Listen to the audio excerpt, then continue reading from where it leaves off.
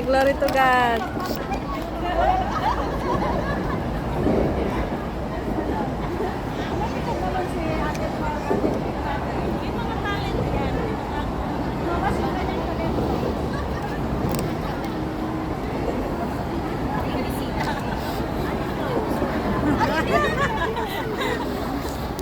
Ayan, the Lord!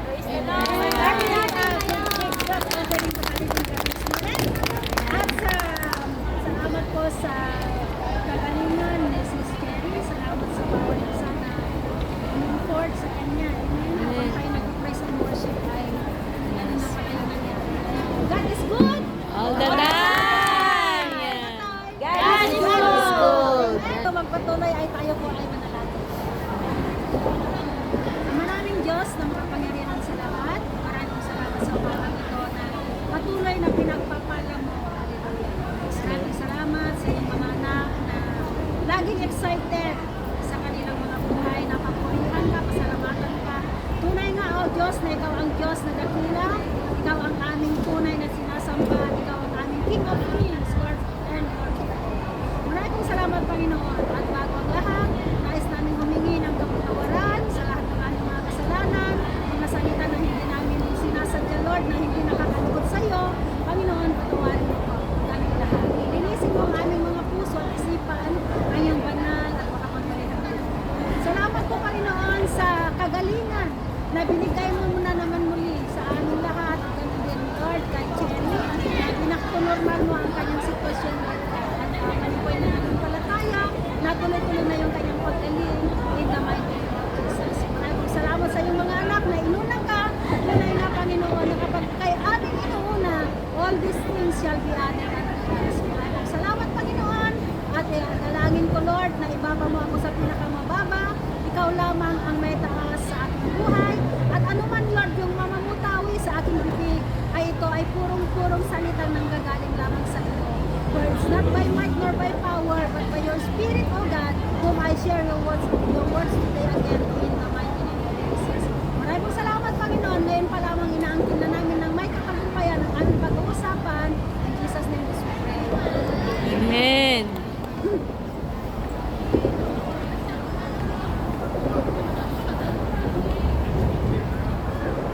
Po sa umagang ito ay bago pang lahat ay makipagbasa muna po kayo sa aklat na Isaiah. Pinasa ko na po sa atin kaya meron na po kayong kopya. Amen? Hindi ko po na-print. Mas maganda kasi pag nasa cellphone para meron kayong kopya. Amen? Kaya, buksan po natin ang ating mga cellphone pero huwag kayong mag-text muna. Basa muna tayo. Sabay-sabay na lang natin basahin para masaya. Amen? Isaiah 42:31. Ang sabi niya doon, but those who hope in the Lord will renew their strength. They will soar on wings like eagle. They will run and not grow weary. They will walk and not faint. Ang Panginoon ang siyang magpala sa pagkabasa ng kanyang salita. Amen. Hallelujah. Dito sa ating binasa, bakit ba kinakailangan natin mag-pray o mag-hope in the Lord? Why? Because meron tayong promise na aangkin. Ano po yung promise doon? Ang sabi niya doon, renew. Can we say, if we say renew, ito yung pagbabago. May nababago sa atin. Habang tayo naghihintay sa ating Panginoon. Ngayon, may nabago na ba sa atin? Amen. Pero maraming nabago. Ako'y namamangha. Amen sa ating lahat. Tignan mo nga sa ating group chat is na mayroon nang nagsishare ng Amen. Lord. At nakaka-bless. Purihin ang Panginoon sa buhay natin lahat na nagsishare. Yes. Kasi habang tayo naghihintay, while we are hoping in the Lord, meron tayong ginagawa. Amen? Bago natin makuha yung promise, ito po yung strength, yung renewal. Amen? Nagbababad tayo ng kanyang salita. At nakaka-bless nga. Paggising ko pa lamang sa umaga, nauunahan pa tayo. Amen. Good morning. Tapos yung share nga ni Ate Flor sa Isaiah na Yes. heaven and earth shall pass away but His word remains forever. Sabi ko, Amen. Lord, thank Glory you. to God. Nagbabasa po na po talaga sila ng salita ng Lord. Yan po yung habang tayo nagwi-wait or nag-hope in the Lord, ginugugol na natin ang ating mga buhay sa pagbabasa, pananalangin ng kanyang mga salita. Amen?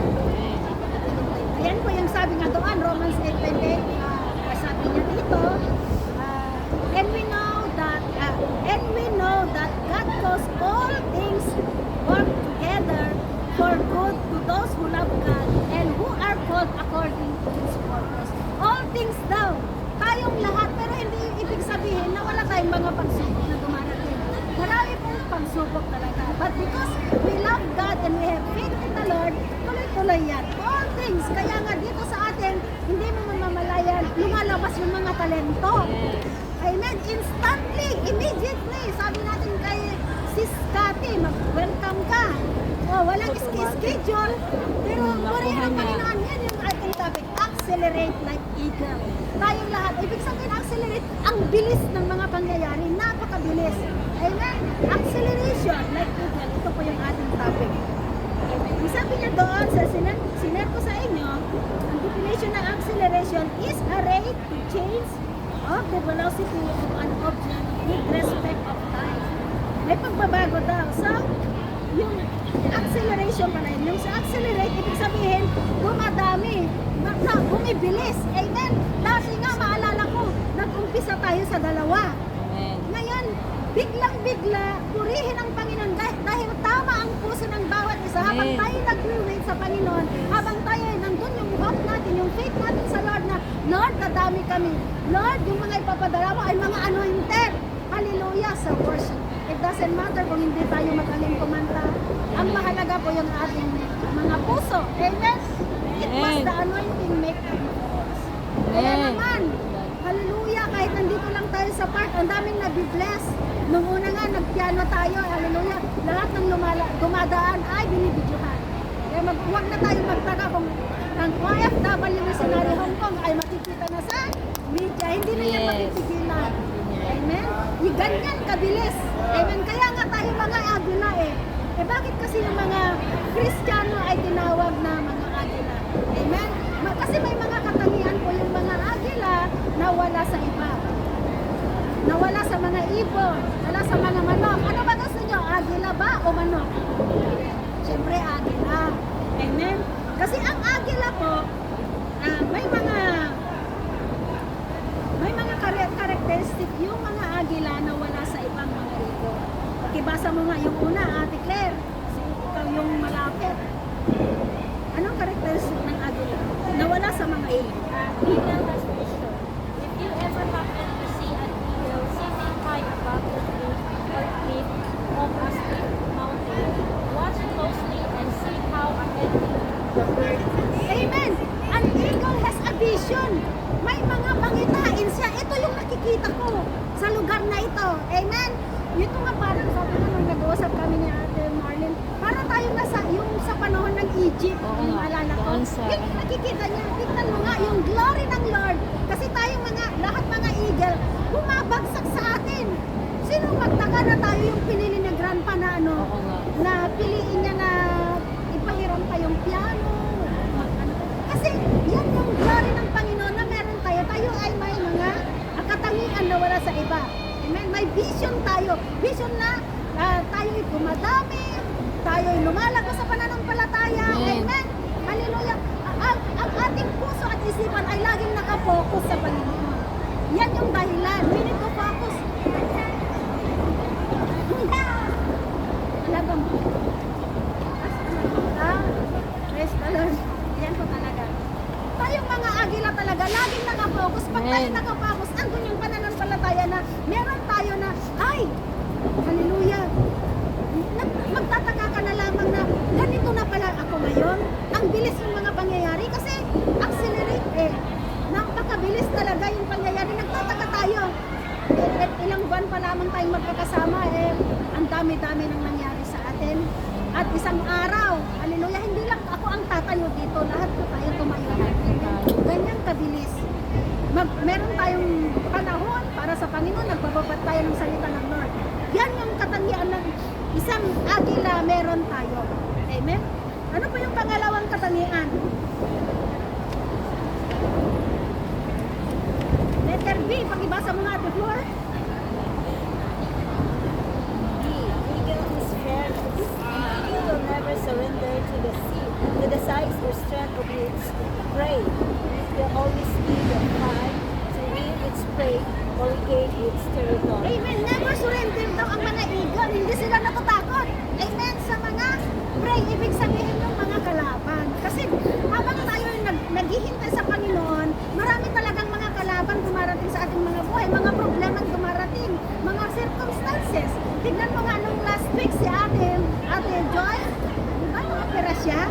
Pero because tayo ay hindi natatakot, amen, ayun, na-overcome niya yung fear. Nung dinalaw nga natin siya, di ba, sa ano natin, natatakot ako, pero nandyan yung encouragement ng bawat isa na nagpalakas sa kanya, na kaya na niya naging successful yung kanyang operation.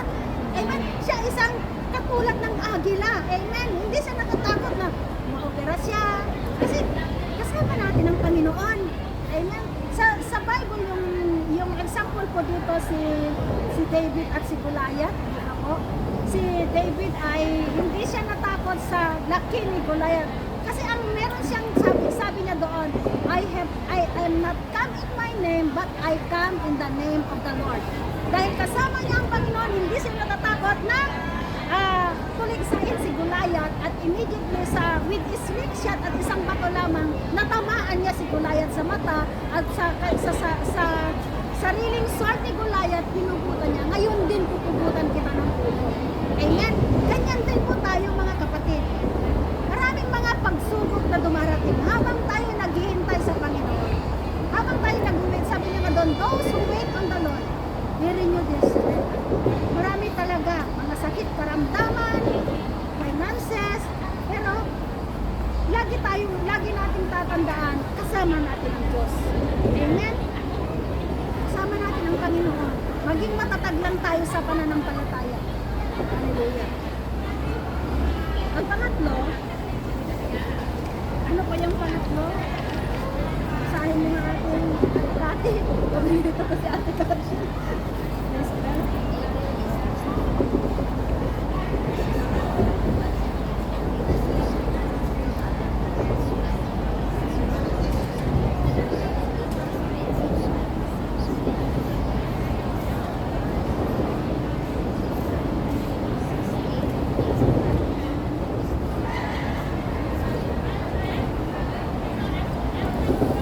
Eagle is tenacious.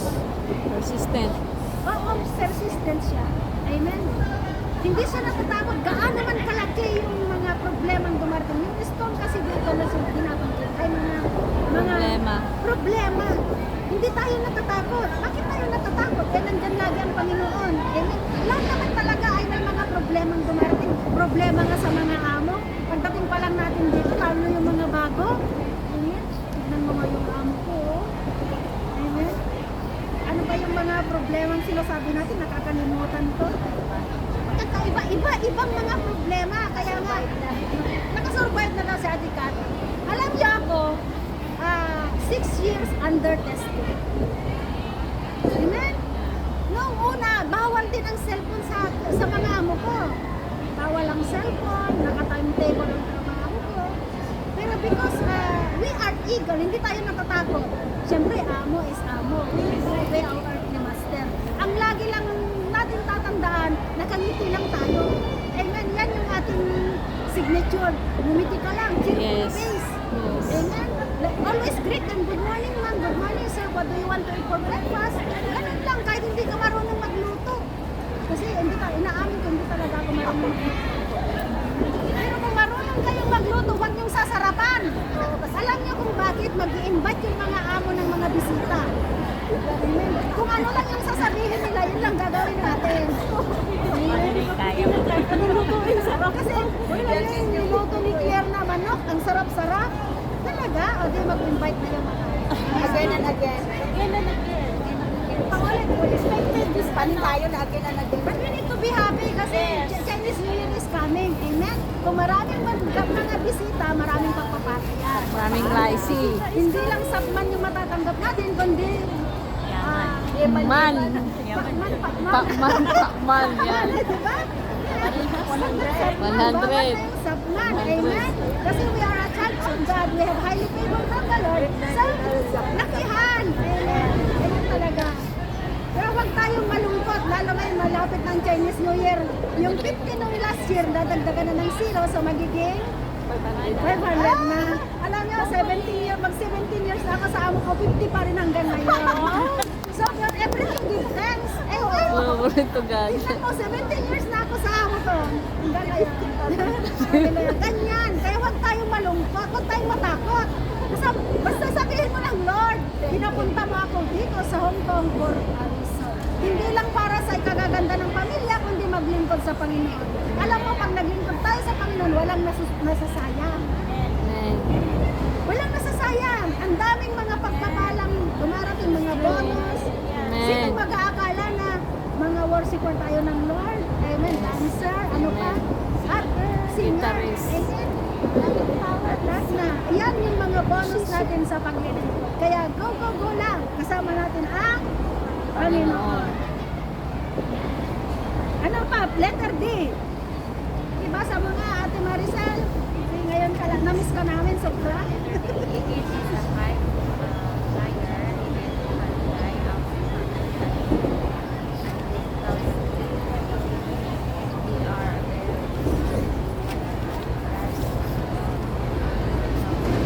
Sabi niya, di ba?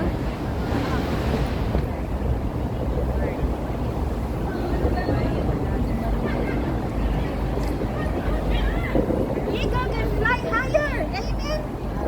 Ang taas ng lipat ng mga agila talaga kahit maraming mga pagsubok. Amen. So, alam na nila na, alam na natin po na tayo po ay, andyan pala. Amen. Mataas po ang lipad natin. Amen. 10,000 feet. Lahat ng mga pangarap natin nangyayari. Amen. At hindi lang yan, yung ating paglilingkod sa Panginoon, hindi lang tayo tagapakinig. Amen. Tayo po ay gagamitin ng Panginoon para ipalaganap yung tunay na Great Commission. Yan ang dahilan kung bakit nandito tayo sa park. Hindi tayo nahihiyang lumapit. Amen. Dahil tayo mga agila. Mabilis yung kanina lang umaga. Hallelujah. Praise the Lord. Maalala ko yung nangyari kay Ate Marley. Huwag po tayong maging Amen. Na meron siyang nasisiraan tapos may ibang church na lumapit na Oo, dito ka na sinulot lang, ako. libre ang Sinulot lunch. ako. Hindi, bawal po. Hindi po ganun. Wag ganon. Sinulot ako. Narinig nila kasing missionary ako kaya may dala po akong ganito. Baka pwede pong ganon. Tapos sinabihan nila ako na dito ka na sa amin sis. Sabi nila sa kausap ko. Tapos sa amin libre ang lunch. Sabi nila agad. Wag natin gagawin yun. Hindi maganda yun. Gagawin. Magiging gawin natin yung tamang proseso Yes. ng pagpapahayag ng salita. Kaya nga Amen. tayong lahat ay nag-aaral. Yes. Later on, ang aralin natin talaga yung Tamang pagtuturo. how to evangelize, paglapit sa people. Yes. Ngayon kung meron na silang ibang mga church, wag na natin silang Pilitin. wag na tayong mamingwit sa Pilitin. Hayaan Yes. na lang natin sila kung saan sila masaya. Ang dami nga namin nasisharean ni Ate Marlene dito, mga El Shaddai ba yun? Oo. Dumadaan din sila sa umaga, mga Pentecostal, Yes. pero kasi natin just enjoy. Yes. Hindi namin. Pinapakita kasi ang mga tao, ang mga agila talaga, maliban sa mataas yung libad, mababait, mapagbigay, maunawain. Yes. Yan yung mga katalian ng mga eagle na meron natin. Bakit? Kasi yan yung, we are Christ likeness. Amen. Kung ano yung ugali meron ang Panginoon, taglay-taglay natin. Yes. Kaya nga, Christian. Yan ang totoong Christian. Kaya nga sabi nga doon sa Biblia na beware. Hindi lahat False ng mga prophet. tumawag ng Diyos ko, ay mapagkakarating. Yun nga kanina, yung nangyari na. Pero bless them. Amen. Bless them and do others. Ano, unawaan na lang kung yun yung way nila para magparami. Amin mo yung maraming member Yes. kung lahat naman sila ay hindi mapunta sa langit. Yes. Mas maganda yung kunti lang ang ating mga tinuturuan, ating mga nakakasama. Ang mahalaga ay nababago. Kaya nga renew eh. Yes. Renew their strength eh. May nababago sa atin. Eh ngayon, ang dami-dami naman pero wala naman nababago. Yun ang mahirap. Kaya purihin ang Panginoon sa ating lahat. Marami po tayong nakikita. Alam po natin ang sarili natin. Ay, ganito na pala ako ngayon. Dati nalilate ako. Pero ngayon, first honor na. Kasi alam niyo ang first honor, there is power in the Yes. first. Hakot ng mga pagpapala. Kaya nga, Amen. Hallelujah. sabi niya gano'n, all things work together for good. All things daw. Amen. Hindi lang pinansyal, kalusugan, lahat. At napakagaan po ng puso pag inunan natin. Dahil lagi po tayong maagahan. Huwag po tayong magpapalay. Amen. Yes. Tama. Yun, so, meron tayong tatlong bagay na i-consider as a Christian. Una po dito ay, basahin mo nga at sis Bebs, yung una. Remember God. Remember God. Giving vision. God has given vision to every believer. Whether it's for your family, job, ministry, and especially your calling. It is stored up high. But sometimes, because of our circumstances, or ways, you temporarily forget the vision that was given by God. Just because of problems or pains you encounter in life, you will not look at the vision again. Proverbs 9:18 says, where there is the vision, the people perish. Amen. Remember God given us vision. Amen. Sa family. Diba, dati noon tayo ay, lahat naman ay, mahirap naman talaga ang buhay natin kaya nga tayo nag-abroad. Yes. Ako nga nung Yes. bata ako, sa sobrang hirap ng buhay, pinapahin mo ako sa pag-aaral ng aking tatay. Amen. At ang nakakalungkot pa, bago kami pumunta sa eskwelahan, pumupunta muna kami sa bukid para magtrabaho. Nagtatanim, nag-aani, kasi wala kaming pambayad sa mga magtrabaho. Talagang ang hirap talaga ng buhay namin. Amen. Tapos pagdating namin galing school, magbihis kami kaagad, tapos punta ulit sa bukid hanggang sa makita namin ang aming ginagawa. Amen. Eh dahil gusto kong makapag-aral, hallelujah, sumali ako ng scholar. Ang sabi ng tatay ko, huwag ka nang mag-exam kasi hindi ka rin lang naman makakatapos. Pero hindi yun yung naging hadlang kasi pangarap ko talaga makatapos. Amen. Sumama ako kahit hindi ako binigyan ng pamasahe. Tumaan ako sa uncle ko, umutang ng pamasahe ko para makapag-exam. Sabi ko, babayaran ko, magtatrabaho ako sa bukid pagka sa Saturday, Sunday para lang makapunta. Ganon ang buhay natin. Kasi meron tayong vision. Gusto ko, kasi nakikita ko yung hirap ng buhay. Hindi ako papayag na ganito na lamang ang buhay ko. Gusto kong mapasaya ang magulang ko. Kasi ang nanay ko nung that time, nagtitinda siya ng labong. Nagdagayat siya ng labong dahil 11 kami magkakapatid. Walang magpapahiram sa amin. Amen? So, nagdagayat siya para may pambili siya pambili namin ng bigas, ganyan, ulam. So, nakikita ko yung hirap ng aking nanay. Sabi ko, Lord, hindi ako papayag na ganito na lang ang buhay namin. To God be the glory, ako lang yung nakatapos. 11 kami magkakapatid. Ako lang yung nakatapos sa pag-aaral. Ako yung parang naging good model nung nakita nila na yung ginawa ko, mapagmahal talaga sa mga kapatid. Kasi yung mga sahod ng mga kapatid ko noon, yun din ang binibigay sa akin para lang pang-allowance ko. Kasi libre naman yung tuition ko at saka yung miscellaneous. Hindi pa kasi free noon ang education sa mga public may bayad pa. So, sama ko, nag-join ako ng scholar, ganun po. May vision po tayo. Ganyan din po tayong lahat. Pumunta tayo dito sa Hong Kong para sa pamilya, mabigyan natin ng magandang kinabukasan ng ating mga anak. Matyaga po tayo. Amen. Amen. Kasi kung hindi tayo matyaga, hindi tayo aanin ng sagana. Amen. Sabi niya dito, family, sa job, sa trabaho natin. Amen. Huwag tayong reklamo ng reklamo. Parang yung mga Israelita, di ba? Kaya nga sila ay napalayo napatagal sa pagpunta sa Promised Land kasi masyado silang mareklamo. Reklamo dito, reklamo doon. Ba't tayo nagre-reklamo? Sabi, ay salamat ang amo ko, paborito na naman ako. Pinagalitan na naman ako, umaga pa lang. Amen, gano'n na lang. So, pag sabi niya, Elsie, do this. Yes, ma'am. Alam mo, ako kasi nakakalipas sa dami nang iniisip ko minsan. Sabi ko, Elsie, make soup. Tapos, ano na kayo yung sinabi ni ma'am? Pag ni-message ako sa amo ko, sabi ko, ma'am, I'm sorry, I forget what did I make today. Ay, said, you make soup, the pork soup. Ah, okay, thank you. Ganun lang. Amen? Kasi kung hindi mo ginawa, syempre mapapagalitan ka talaga pagdating niya. Kasi may bilin siya eh, nakalimutan ko. Hindi masama yun. Amen? Alagaan natin yung ating mga trabaho. Hindi ako nagtagal dito kung hindi ako matyaga. 17 years na ako sa August. Amen? Alam niyo, ang pinakamasakit kong experience dito sa amo ko, yung nalala Mountains. Kasi hallelujah, hindi ako pinapakain sa restaurant. Maramdaman niya yun.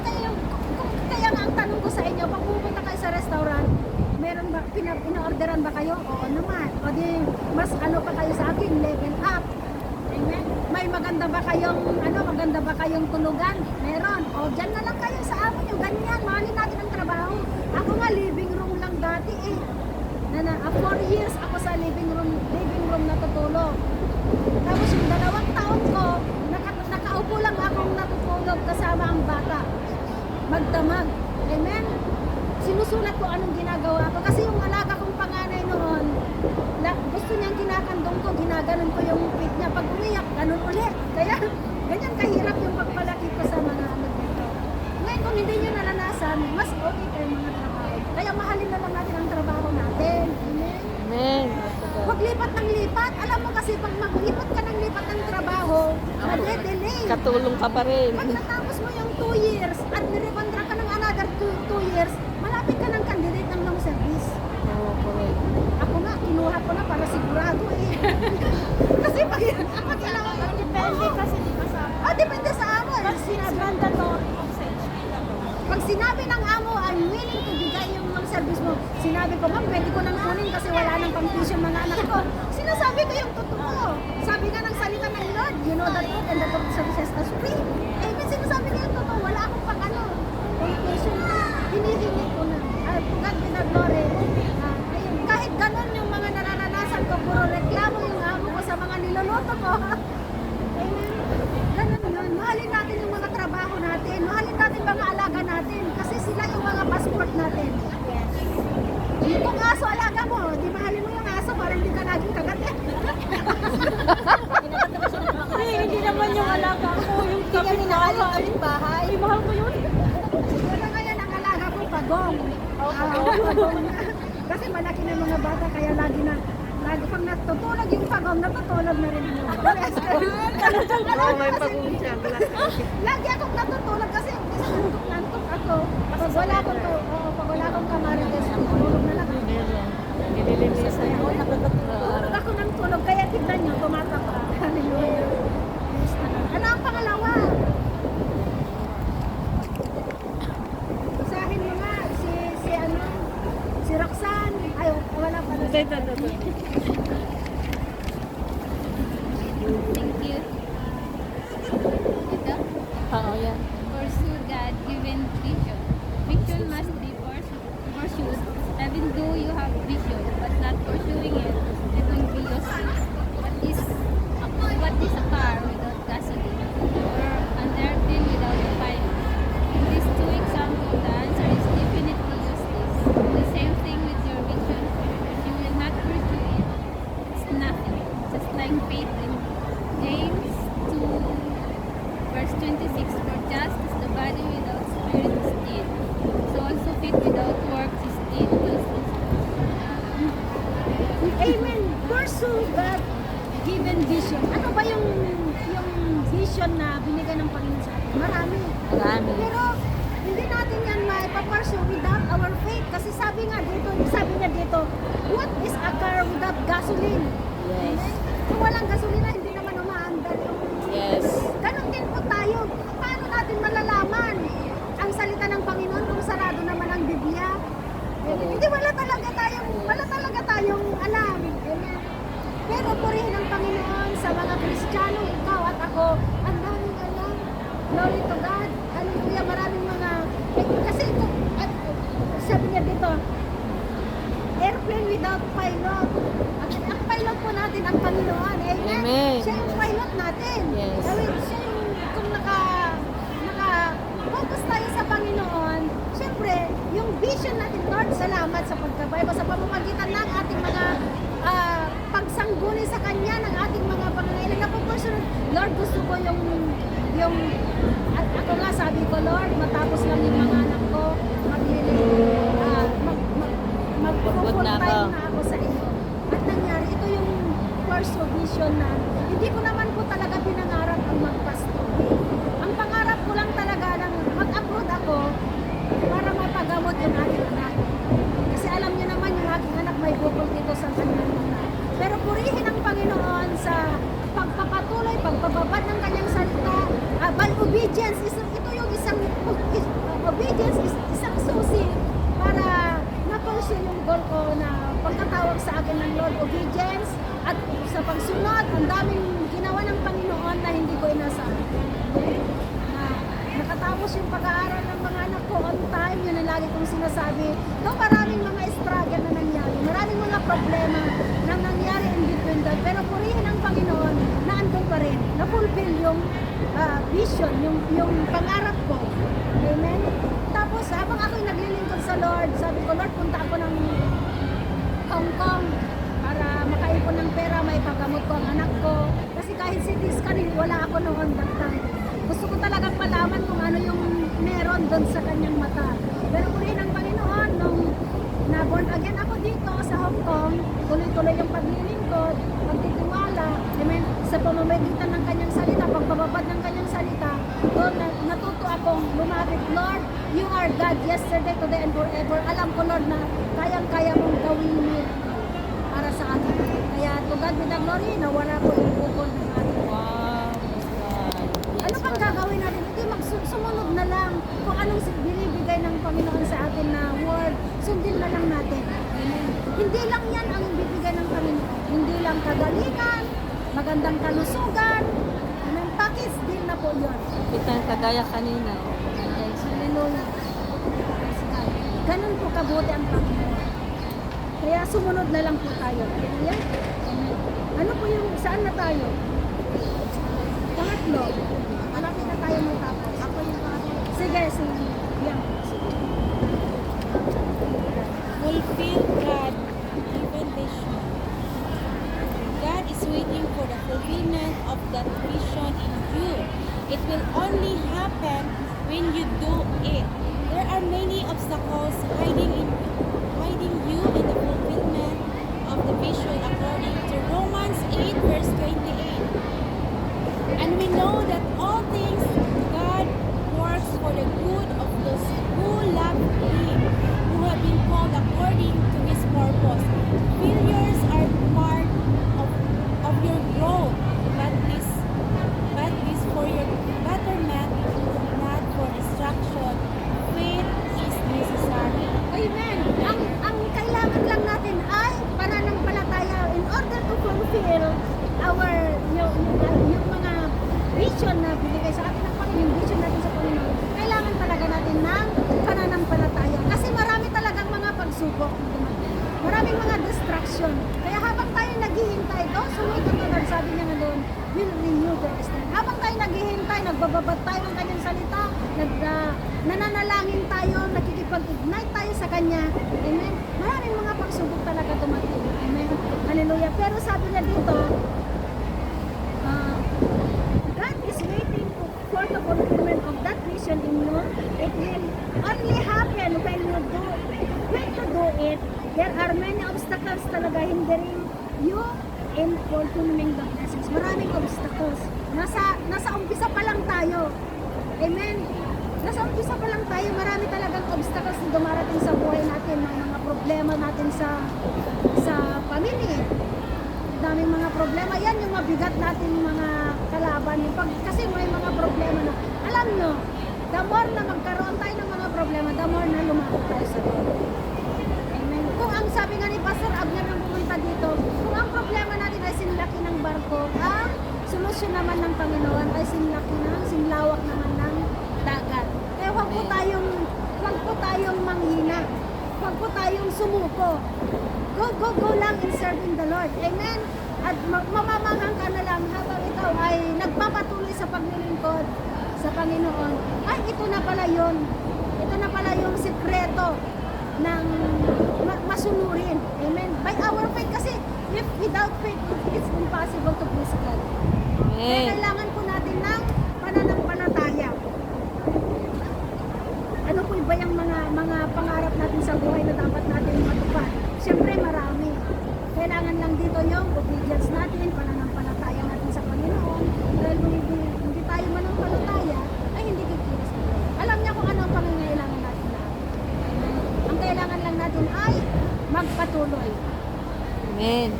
Habang tayo nagpapatuloy, siyempre, nandun yung joy, sabi nga dito, Romans 8:28.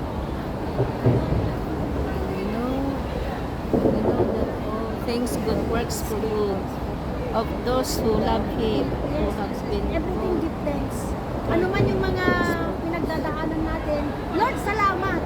Ito lang yung ito lang yung natanggap ko. Lord, salamat. Lagi tayo those who love God. Who are shown. And we know that all things God works for the good to those who love God, who have been called according to His purpose. Failure are part of your growth, but this is your betterment, not for destruction. Faith is necessary. Siyempre marami talagang Amen. kulos.